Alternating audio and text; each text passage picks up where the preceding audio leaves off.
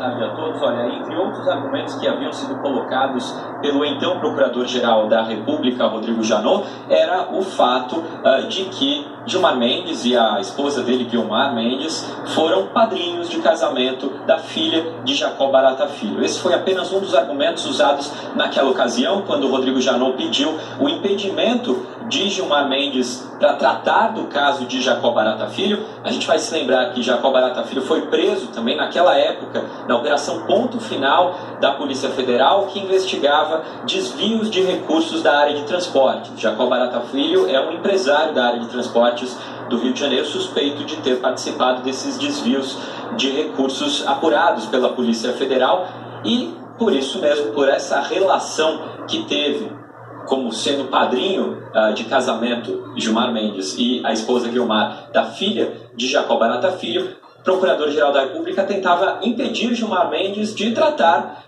desse caso. Além disso, Gilmar Mendes mencionou outros pontos, como, por exemplo, a Polícia Federal encontrou nos celulares da família Barata Filho o contato da esposa de Gilmar Mendes. E também mencionou que a esposa de Gilmar Mendes trabalhava no escritório que atuou em defesa desses empresários que eram investigados na Operação Ponto Final. Naquela ocasião também, Cris, o próprio ministro Gilmar Mendes recusou essa acusação, esse levantamento de suspeição feito pela Procuradoria-Geral da República, dizendo naquela época que não se aplicam as acusações feitas pela Procuradoria-Geral da República porque não se tinha notícia de que havia mensagens entre os signatários e os imputados. Gilmar Mendes também disse que quando foi proferida a liminar, ou seja, o habeas corpus concedendo a liberdade para Jacob Barata Filho, o casamento que foi por ele apadrinhado, por Gilmar Mendes apadrinhado, já estava desfeito.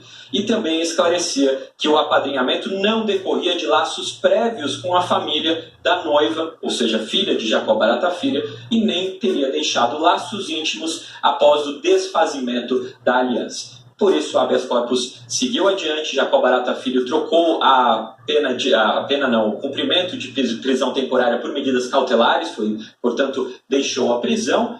E agora, com a nova Procuradora-Geral da República, Raquel Dodge, só então, agora ela enviou ao Supremo Tribunal Federal um parecer pedindo para que o próprio Supremo, o plenário da Suprema Corte, decida se afinal há ou não suspeição no caso envolvendo o ministro Gilmar Mendes. E ela cita que o que precisaria ser discutido aqui no plenário é justamente o inciso 1º do artigo 254 do Código de Processo Penal, que diz o seguinte: o juiz deve se dar por suspeito e, se não o fizer, poderá ser recusado por qualquer das partes se for amigo íntimo ou inimigo capital de qualquer um deles. Esse é um dos pontos que deve ser objeto de discussão, de debate, de julgamento aqui na Corte, uma vez que for pautado aqui para o plenário, como pede a Procuradora-Geral da República, Raquel Dodge. A decisão da Corte se, afinal, Gilmar Mendes é ou não suspeito para tratar dos casos envolvendo o empresário Jacob Barata Filho, que, diga-se de passagem, cumpre medidas cautelares e não está preso. Cris.